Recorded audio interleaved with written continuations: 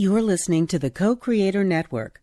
When you change the way you look at things, the things you look at change. Hey, everybody. This is Maxine Taylor with another edition of Move into the Magic. And I am thrilled to have as my guest a repeat guest who is very, very special to me. Her name is Amy Taylor, and she is my sister. And before you jump to conclusions and say, okay, nepotism rears its head, let me tell you a little bit about why Amy is fabulous. If you never heard her first show, you're going to want to listen to this again and again. Amy has her master's in psychotherapy, but you know, what I've come to find out over the years is that credentials don't give you credibility. It's your performance that does. Amy is a gifted healer, and she is the author of a wonderful book called ThoughtWatching. Some of you have read this book, and your lives have changed as a result of it. And Amy is going to tell you how not only writing her book, but reading her own book changed her life. And you authors out there are going to want to hear this because she's speaking to you as well. So, without further ado, Amy has so much to share with everybody. Let me introduce to you Amy Taylor. Hey, Aim. Hey, Max. I'm so glad you're my great intro. Thank you. Thank you. I am so glad you're my guest again because I know you have so much to share. And would you, for those people who may not have a copy of ThoughtWatching, your fabulous book that I was talking about, will you tell us a little bit about ThoughtWatching? Give us the background, how you came to write it, et cetera, et cetera, et cetera. Okay, I'd love to. This was really given to me. I always say I wrote it, but God was the author. And after taking a lot of seminars, free online seminars about writing a book, and I just decided, no, it's got to be easy. It's got to flow. If it's meant to be, it's going to be, and it's going to be fun. And so I set that intention, and I just wrote it. It came through me. And there were so many things I would have wanted to add, and I tried to add, and this little inner voice went, that's your second book. And, of course, the second book is now just beginning. I've been threatening to write it for a while, as you know, Max, but it's finally starting. And so it just wrote itself, and it's this one, the book's incredible. I was going through, I was just coming out of bankruptcy, and I had a breast cancer scare, which turned out to be nothing. It was a misread mammogram. But reading my own book kept me out of fear, and it's a very inspiring, informative book, and yet it's not instructional, even though there's lots of inspirational, motivational material in it. And in fact, one of my favorite things to say is the people who have endorsed it are really, they speak volumes beyond what I can say. One of them is this Dr. Michael Anthony, who is the head of Psycho-oncology for the University of Miami Sylvester Cancer Research Center. And he said that what's been written in this book reflects 30 years of research they've been doing with cognitive behavioral therapy on cancer patients. And then the other two people who wrote it, one is the CEO of Unity Worldwide Ministries, and the other is the Unity minister of the largest Unity church in Miami, in South Florida. And so it's a very spiritual book. It's a very healthy, helpful book. But the most important thing is it changes your life because it speaks to your heart as well, and your soul, as well as your mind. And it's quick and it's easy and you read it in one sitting. And I will even talk today about how just recently it pulled me out of a space that I didn't want to be in. So getting down to what ThoughtWatching is, the name was given me by a client who compared it to Weight Watching, because it is really about using your thoughts to create the life you want, and recognizing that, the foods that we eat are the things that create the shape of our body if we want to lose weight. And when you want to change the shape of your life, you need to go on a mental diet and choose your thoughts to create what you want. And so it's a very all-encompassing approach that combines the best of psychology, spirituality, mind, body, spirit science, quantum physics, and the law of attraction. And the most powerful truth of existence is what it's based on, which is thoughts create. And the underlying principle is we're spiritual beings having physical lives, and the absolutely most important understanding is, according to your beliefs, be it unto you. So that's the most important thing. Everything is a product of our beliefs, and I'm going to be talking about that. But the way that ThoughtWatching works is that we don't really need to analyze anything. Changing our thoughts in life are not easy, but they're simpler than most of us think, because we use our feelings to understand what's going on in us. That's like our barometer. I'm going to be repeating that again because it's so important. And the four simple steps of ThoughtWatching are awareness, responsibility, intention, and focus. I refer to it, I remember it by ARIF, awareness, responsibility, intention, and focus. And so at any moment and in any situation, we become aware of what's going on inside of us and around us, and what we're thinking and how we're feeling about it and what is kicking up in us. And sometimes all we know is, I don't feel very good. And so I need to choose to think about anything different so I'll feel better than I do right now. Or this doesn't feel very good. I don't like what's going on. I don't like what this other person is doing. I'm uncomfortable. I'm depressed. How can I change the way I'm looking at things? How can I change my current situation?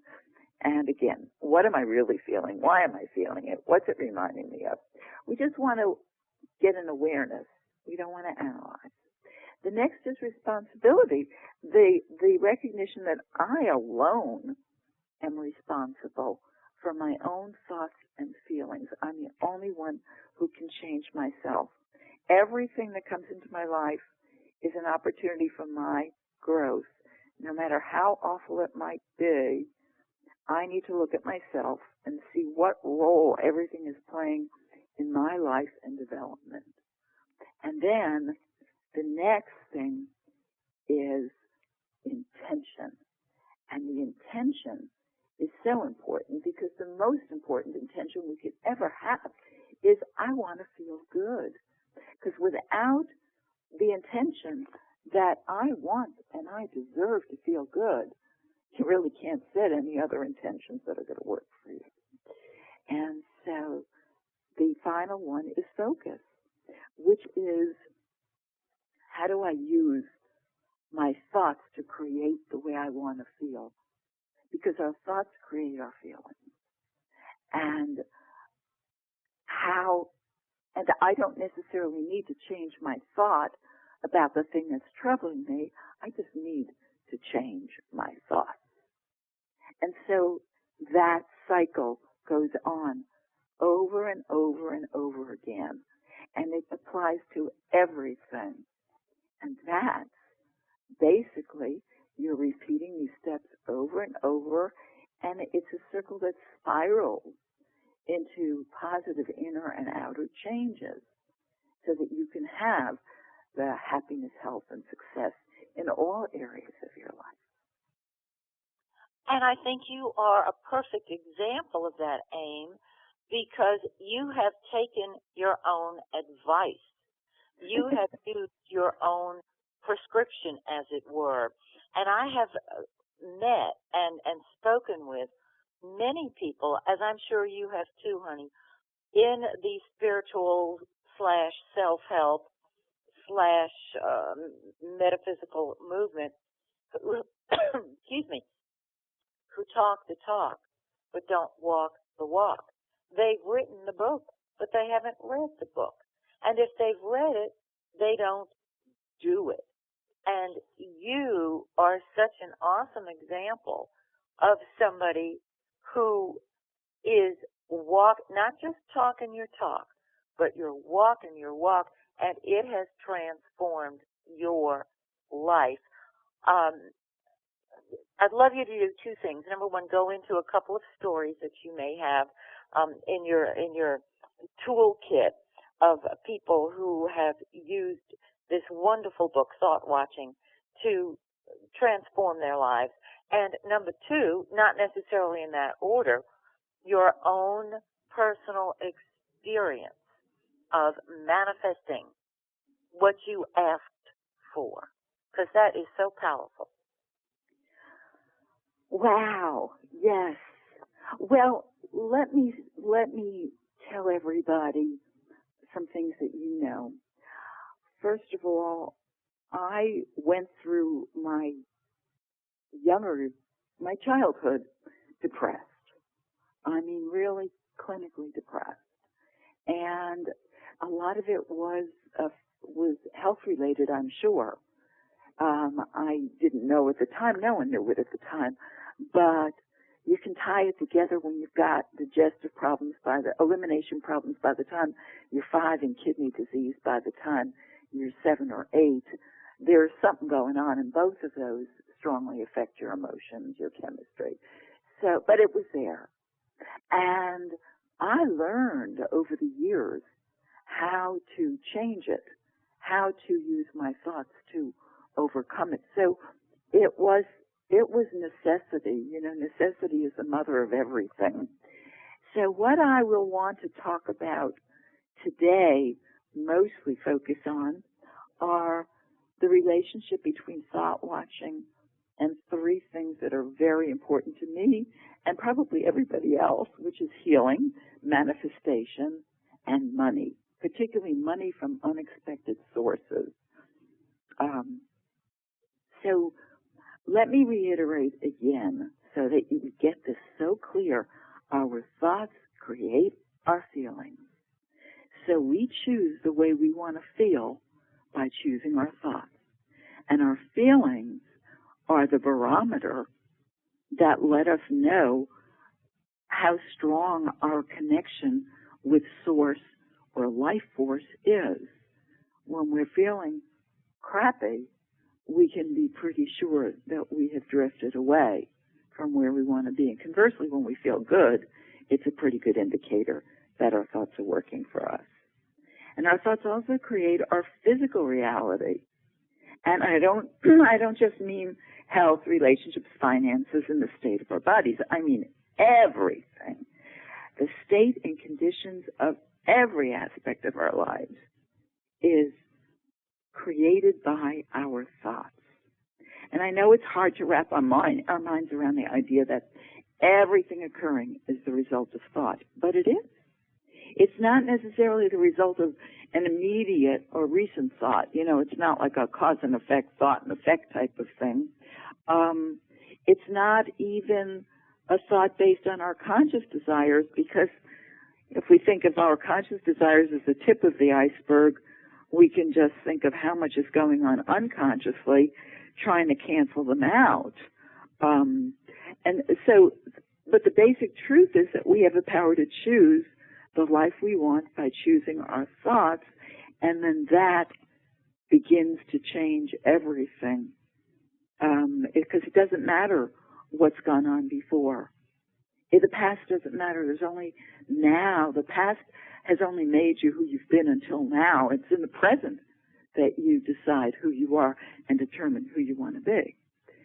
So, before I go any further, I want to clarify that I know there are lots of things that happen to us and around us that we never consciously thought of, didn't want, don't understand how they got there. And that's, again, because it's not direct thought and effect. It's a matter of energy and vibration. Now, most everyone here is familiar with the law of attraction. And you've heard how every thought sends out vibrations and how the universe responds to those vibrations with things that vibrate on the same level. So just think of how many thoughts, whether they're conscious or unconscious, each of us is having at any given moment, at any given second. And imagine that each one of those thoughts is creating and drawing to it a responsive expression of life experience that's on the same level. Well, it's an oversimplification, yeah, but it's a good one. So matter responds to thought. In quantum physics, it's called the observer effect.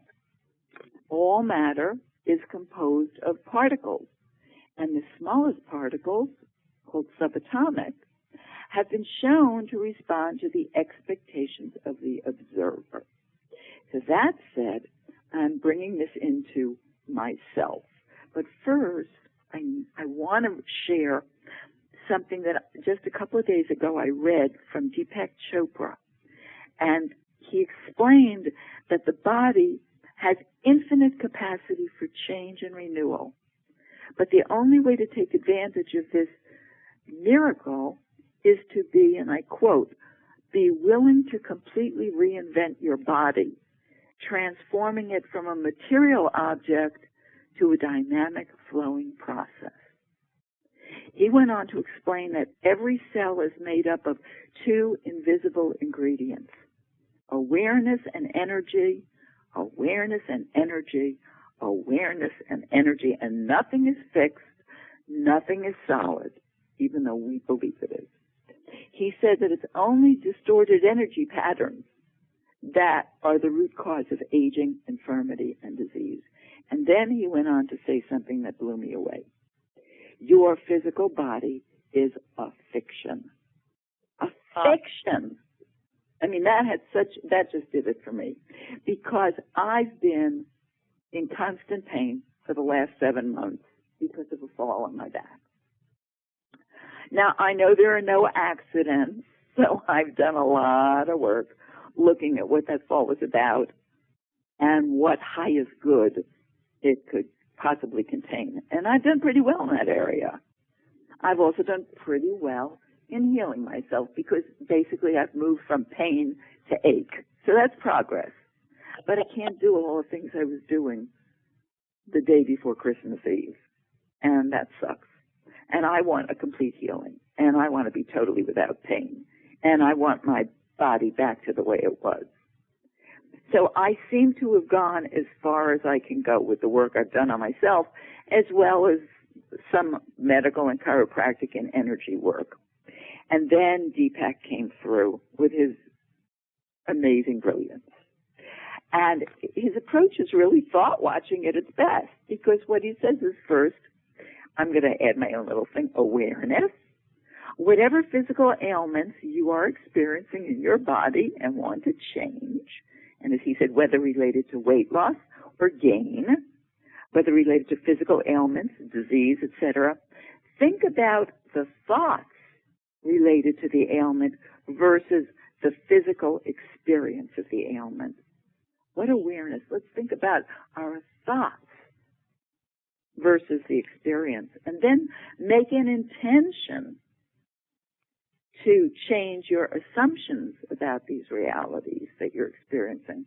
So I took responsibility for my thoughts and the outcome and decided that every time I feel back pain, I will focus on feeling healing light radiating through my back, and I will envision my spine as a flexible, strong, straight cord extending up and out to the heavens.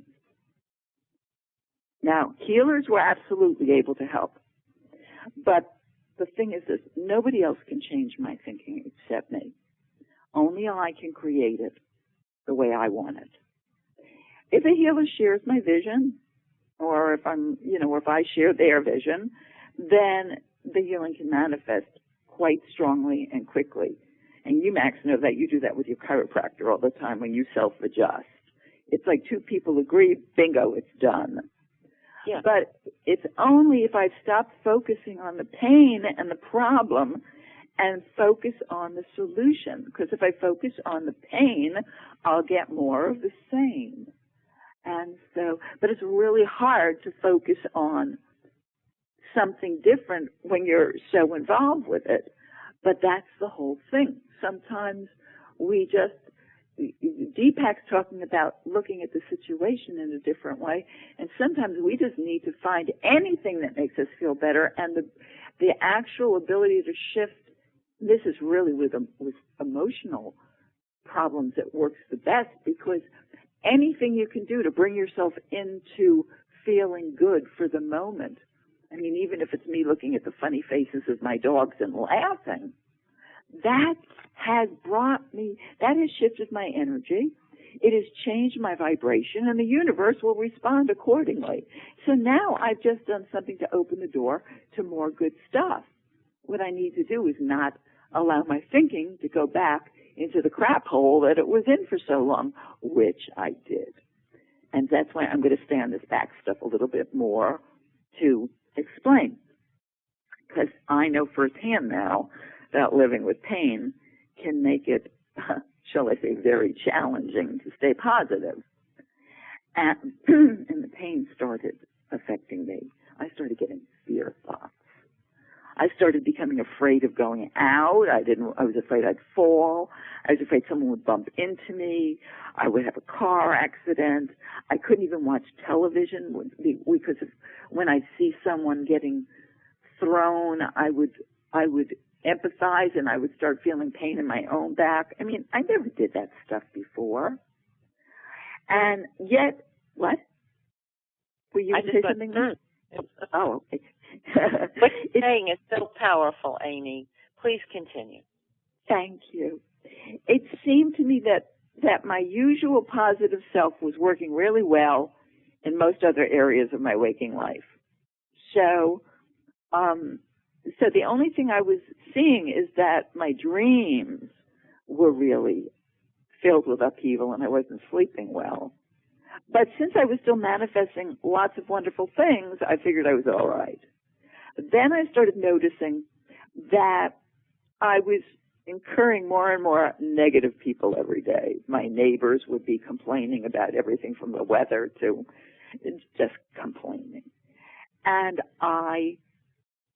more and more, I was feeling less and less good. Not just physically, but emotionally and spiritually, because I had started giving way too much attention to my pain and my problems. And we know that whatever we give our attention to expands. I had stopped thought watching and was instead giving the universe fear thought vibrations to respond to. So I was getting more and more of it. And I saw it, and I felt it, and I knew I'd moved away from source and my connection to it by allowing negative thoughts to take over. So I said, what shall I do? And that's called asking, you shall receive. Or just ask a question, what should I do? And the answer came, read your own book, Amy. I mean, it was like in my head. So I did. I reread my own book. I had forgotten to talk to myself. I had forgotten to give myself the positive encouragement I needed to keep me focused on my intended goals. I had forgotten that that my voice of positive thinking needed to be louder than the voice of those negative, false thoughts, fear, false expectations appearing real. I read the book, and it was like, welcome home from the universe. It was great. Oh, and that is just the most wonderful story. Your insights are incredible. And I think what is so exciting is hearing the application of them. As I said before, you don't just talk your talk, you walk your walk. And that's what's so positive and so magnetic, because if you're just spouting words, you know it's not the truth. But when you've experienced it, and I really do believe that you experienced that fall back in December of 2012 as a wonderful opportunity to experience everything that you're describing so that you can now explain it and share it coming from the truth of your experience, which I think is even more empowering. And, you know, I've said to you, with Mercury getting ready to go direct on the 20th, I would be willing to bet that that is the point at which this whole chapter will be worked through, and you'll have even greater powerful insights to share with people. And that's why I'm so glad you're on my show today, sharing this.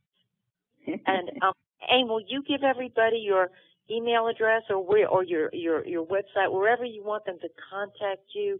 Because they're going to have questions, and they're going to want to get a copy of your book. And I know it's on Amazon, but they may want an autographed copy. So how can they get in touch with you? Well, it's real simple. It would be two things. It would be Amy at pathofwholeness.com. That's three words as one, P-A-T-H, like the path you walk on, of wholeness, WHOLENESS.com. And the website, you can also, I'm pretty sure you can also get me at amy@thoughtwatching.com, which is easier. And my website is the www.pathofwholeness.com or www.thoughtwatching.com. And I'd love to hear from anyone and everyone. It would be marvelous. If you do go to my website, there's a page in the back where you can send your questions if you'd like to, or email that way, whatever works for you. So that's Amy at pathofwholeness.com. People, for some reason, think I say path of homeless. Now, I don't think I'd be promoting homelessness, but wholeness, yes. There's so much stuff I want to cover. I want to speak for a moment about where our thoughts come from. Since we get to change them, it would be helpful to understand a little bit about them, and to go from our thoughts into manifestation. It's just because one goes right into the other, you know, and manifesting is a direct expression of your thoughts.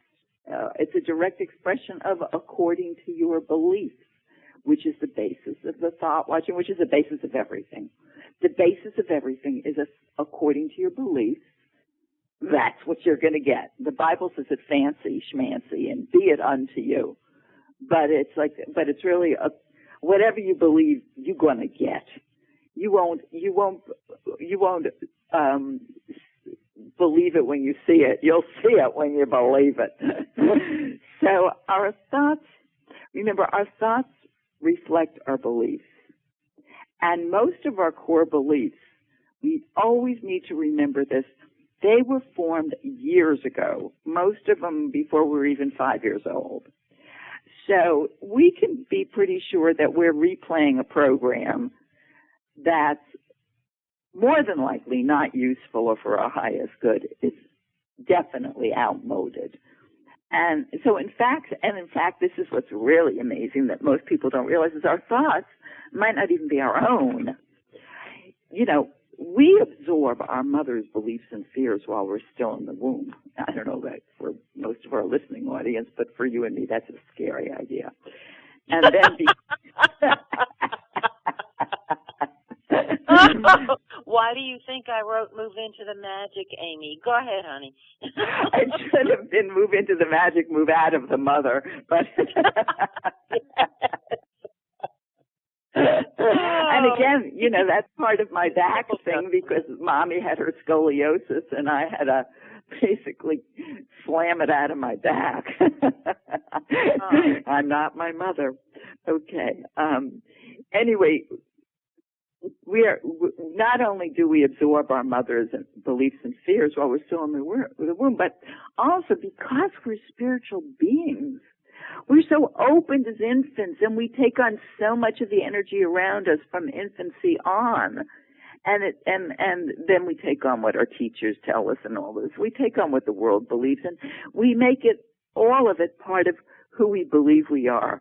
But I got to tell you, regarding infants taking things on, I mean, can you imagine what happens to these infants when the mothers bring them to Walmart when they're like 2 weeks old? Oh God, I shudder every time I think of it. What are they creating?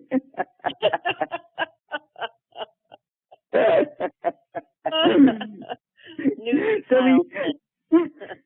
What your new style sense? A whole new fashion industry. I love it.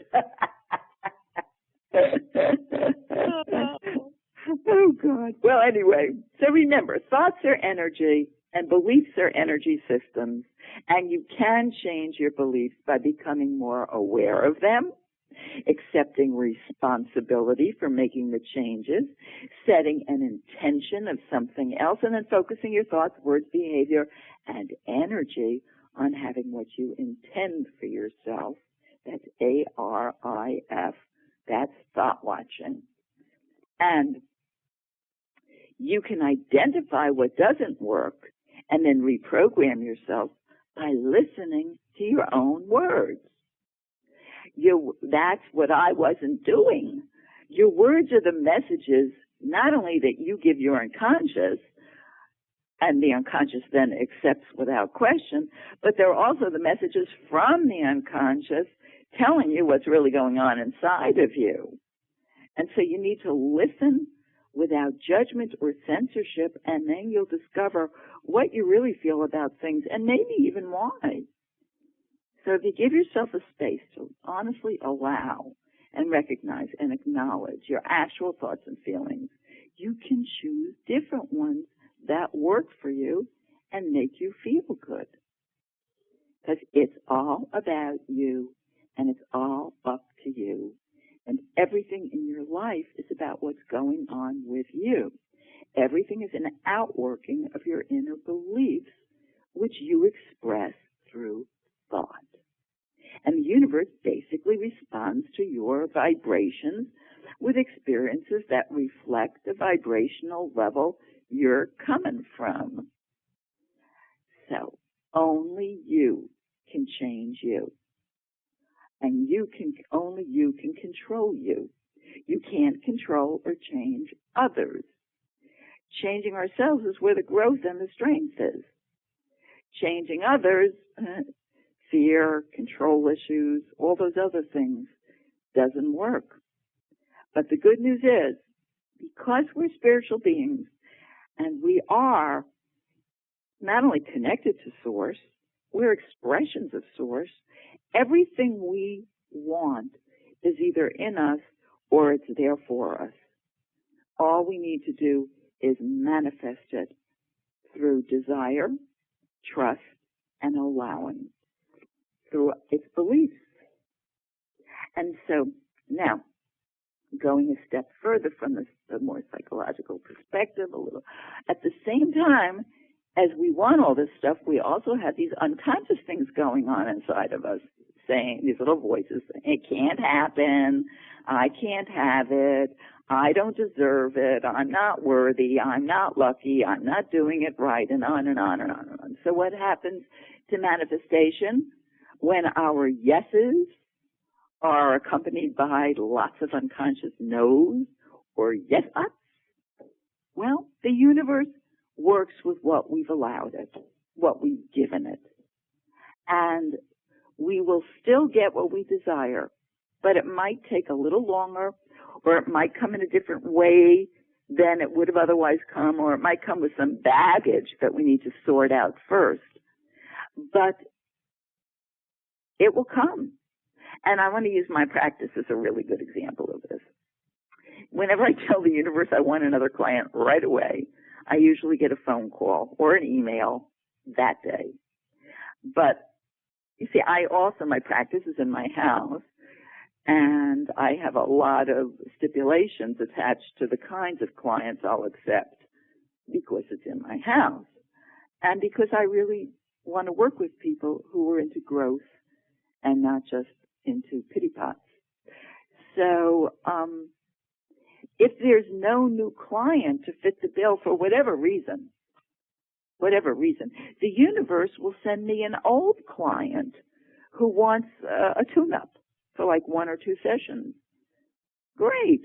Now, the other thing is if I advertise more or did more self-promotion, the universe would have more to work with, more potential clients to send me. But because, when you ask the universe to dig a hole for you, it's probably a good idea to have a shovel in your hand.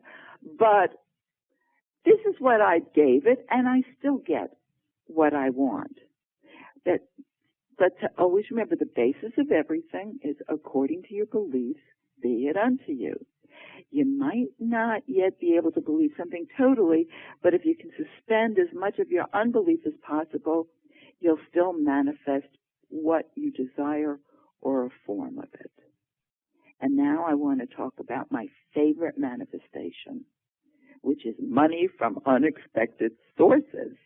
Oh. You and I both love that one, don't we, Max? Oh, man, we sure do, because we always create it. I know. Well, and I know you were playing a lottery because you said, let me earn a lot of money, and out of your loving heart, you said, Amy, because I want to share with you too. And I said, well, just money is coming to you. Just focus on money from unexpected sources like I did, because I've been playing Publishers Clearinghouse sweepstakes for 45 years and nothing yet. But I did get something incredible, and it went, and this is what happened. I really want to share this with the world. So here I have my condo. Now, we all know property values dropped. We all know all of this consciousness about economy lack was becoming more and more real, and it reflected in my client load, and I was totally underwater with what I owed on my condo, and I wasn't bringing in enough to pay my first and second mortgages, and of course the fall 6 months ago certainly affected the amount of work I could do also. So I was able to get my first mortgage modified, and I mean incredibly modified. They cut the monthly payments by more than half. They reduced my interest rate to 2%, the lowest rate available, and that made it very affordable. But I had this humongous second mortgage that could also be modified. They were going to do it, but I had no idea how, because it was an interest only, and I was barely able to pay the interest on this huge principal. And I also wondered what I would do when I got older, because I didn't have any savings. And I didn't worry. I didn't let myself go into worry over it. That's my normal way, is just not to go into worry, because I trusted that somehow the universe would make it all work out. But darned if I could figure out how that was going to happen. But maybe it was a good thing, because since I had no idea where money could come from, I just kept affirming that it would come from unexpected sources. And then I get a letter from the bank that holds my second mortgage saying, oh, we're so glad that you are able to get your first mortgage modified and blah, blah, blah, blah, blah. And if you would like, we would be willing to forgive the entire amount of $132,000, and you don't need to pay another penny towards it, period, if I was willing. What, did I need a frontal lobotomy to be willing? Of course I'm willing. Oh, my God. It was incredible. And then when I told you, Max, you responded with, "Oh my God," which is the appropriate response. "Oh my God, oh my God, oh my God." And a couple of my closest friends, "Oh my God," it also.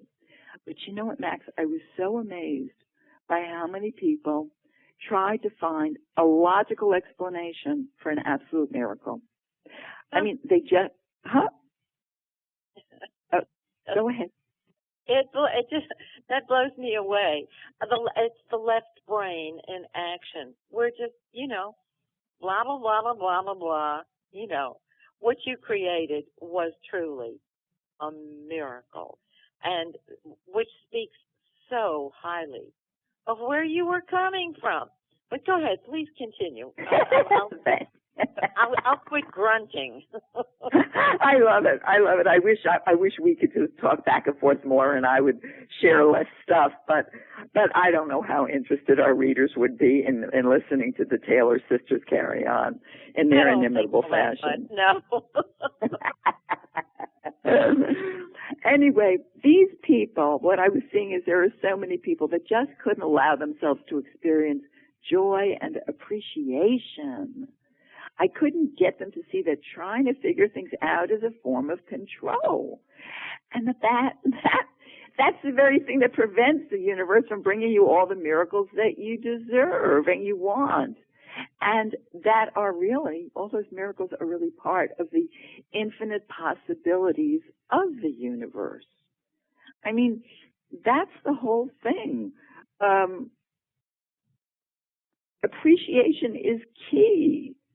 The universe doesn't differentiate between tiny and huge. It just responds to vibrations. So I always like to joke, if you find a penny on the street, pick it up with appreciation for the gift of money. And then I have to be honest. I admit, I usually say, okay, thank you, God, but, you think you might do a little better next time. So then the next time, because God has a sense of humor, I find a dime. Hey, a miracle's a miracle. But I also, what else? Shortly after the gift from the bank, I got another one that was, when you're open and you're appreciating, there's no telling what you'll get. This one blew me away.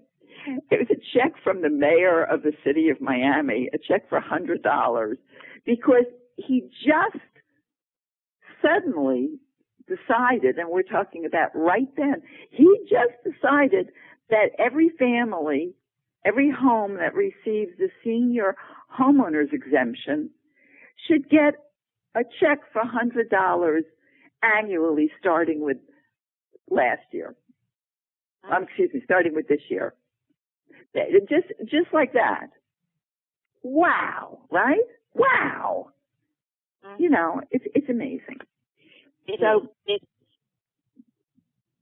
It is. So I've told, this is the thing that there's a couple of little things that I do want to cover if I can, so I'm going to finish this one up and move on. I've told many, the other thing is that, what I get, one of the most common responses is when I talk to people about asking for and expecting money from unexpected sources, is that they're not really sure what it means to ask God or the universe for anything. They think they need to plead or beg, which doesn't usually feel good. So in most cases, it doesn't put out the joy and appreciation vibe that we need. Ask means just ask. Ask a question. And if you can believe that the answer to your question or your request is yes, you're ahead of the game and in for some great surprises. So you can ask questions. If your requests aren't being answered, you might be asking the wrong questions. So you might want to say, is there something I'm not seeing that I need to see? Or how could I ask this differently or see this differently? Or what else is possible? Or what else? Or what's the highest good in this? Or what's the good in this experience? Or anyway, what if I responded from a place of greater love and faith instead of fear? Just ask. And another big one that I run into, because remember, I share this stuff with clients, and I'm seeing from clients what the recurring responses are, the recurring blocks are. And another thing that I see is that a lot of people have trouble remembering that the operative word is unexpected. These are unexpected sources. So I've had a couple of different people, especially women, say that they believe in money from unexpected sources, and to prove that, they've asked the universe to send them someone to help them financially, to take care of them and provide for them. You know, they're kind of stuck on the part of thought watching that deals with responsibility. They don't see that asking for someone is not unexpected. We want to just put it out there and trust, because they're not ready to relinquish the efforts of controlling things or dictating where the money should come from. Because they simply need to trust that the universe has, we all do, we have to trust the universe has a heck of a lot more resources to draw on than we do. So our job is to ask for the what and let the universe take care of the other details. And then we allow and we welcome the good that will surely come to us in the most imaginable ways. Now, there's an exercise I didn't create, and I've forgotten who did, but it's really worth passing on to everyone. It's called the All is Possible exercise. It's fabulous. It goes like this. Now, when you ask these questions, you notice any changes in your energy and your feelings with each successive answer. So I'm going to take a few of them and do me. And I would be like, what one thing do you really, really want? So let's take money. What would money provide for you? Well, let's answer security. What would security provide for you? Well, peace of mind. What would peace of mind provide for you? Joy. What would joy provide for you? And you ask on and on, asking what each thing would provide you with until you get to the realization that all is possible. And that thought carries all the energy of abundance. All is possible is pure abundance. Unexpected. All is possible. So if all is possible, what would you be doing? What would your life be like?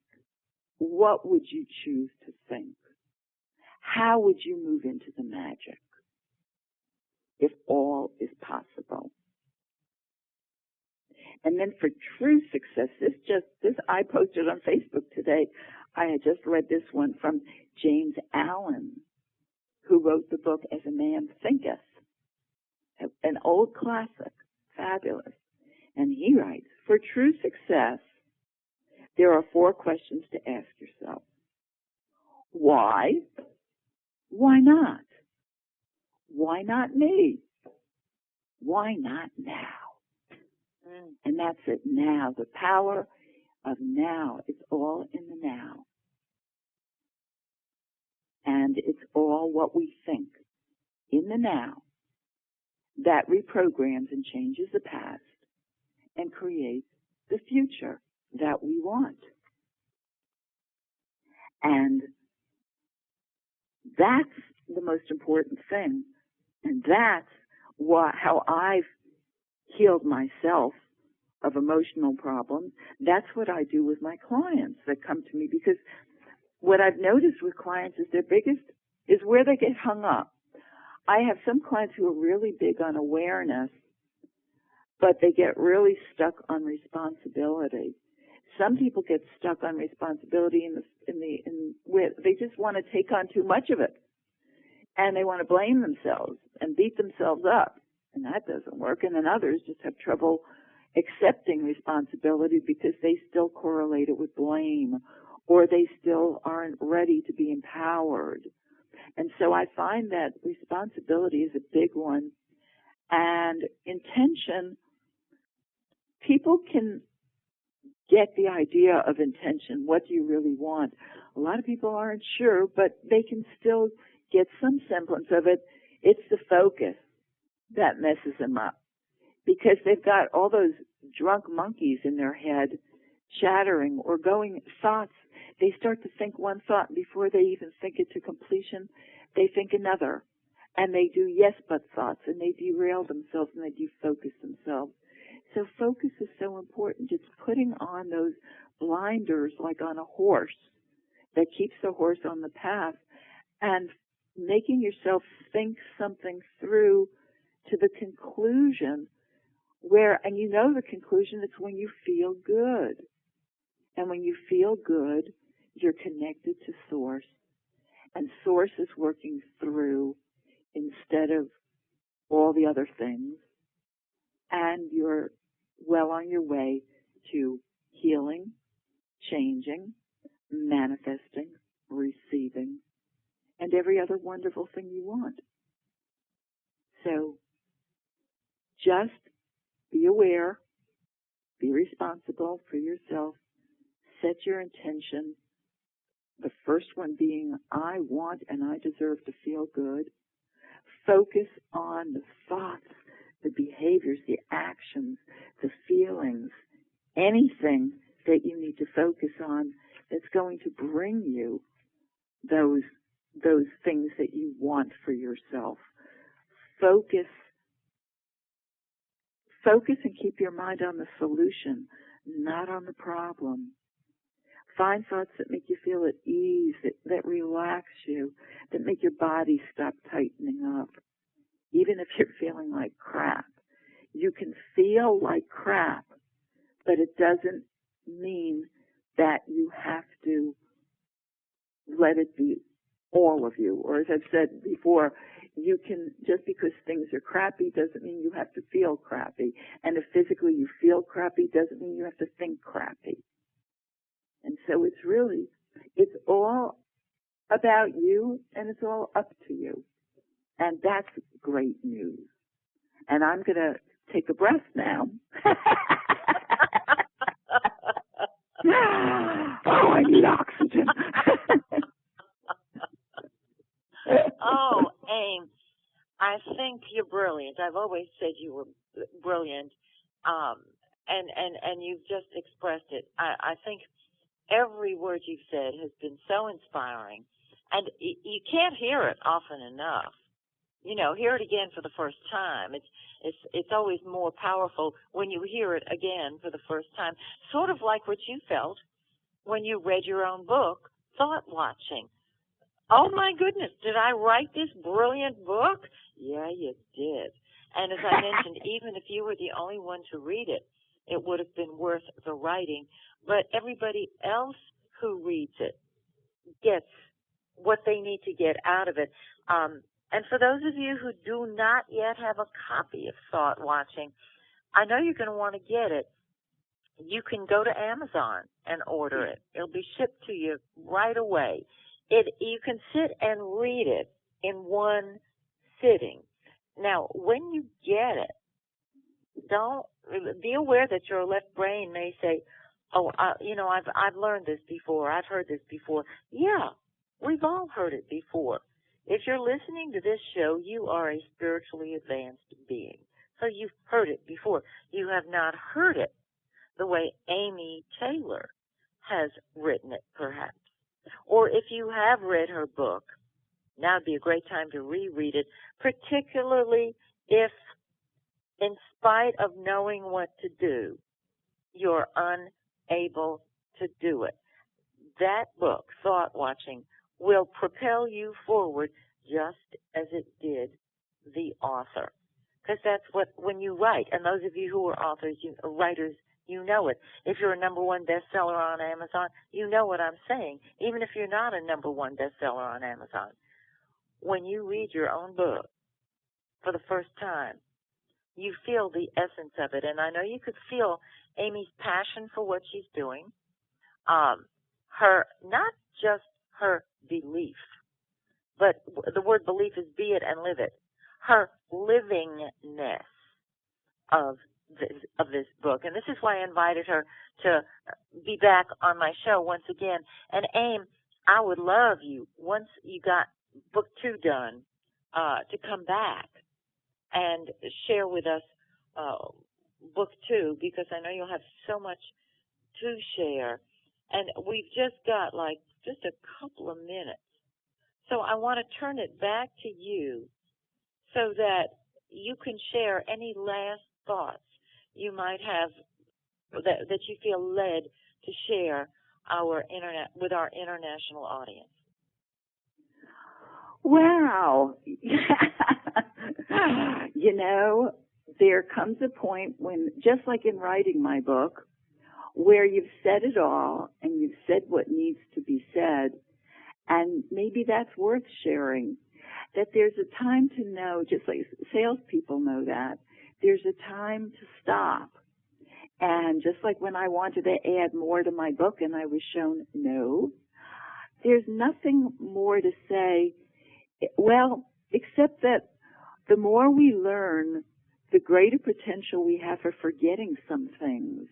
And everyone in this listening audience does know so much, just like I do. And that's why I forgot. I just plain forgot to listen to myself. I forgot to talk to myself. I started insidiously, gradually moving away from center. So my book reminds you so simply. It reminds all of us of, in many cases, what we already know. But we forget. We forget because we just know so much. And awareness becomes more and more encompassing the more we know. There's more to fit in our awareness. And then, also, you get old, you start forgetting things. That's not true. I just couldn't resist. She's just being That's funny, a belief guys. system to She's try one of the to flesh. funniest people on this planet. Well, Amy, listen, thanks so much for being with us again today. And, of course, we look forward to next time. And to everybody listening, thank you for listening to this Move Into the Magic show that I've come to adore and to love. And I invite you to please join me next week when, once again, I have another wonderful guest, just as this week I had my brilliant sister, Amy Taylor. So please join me next week when, once again, we move into the magic together. Until then, just remember,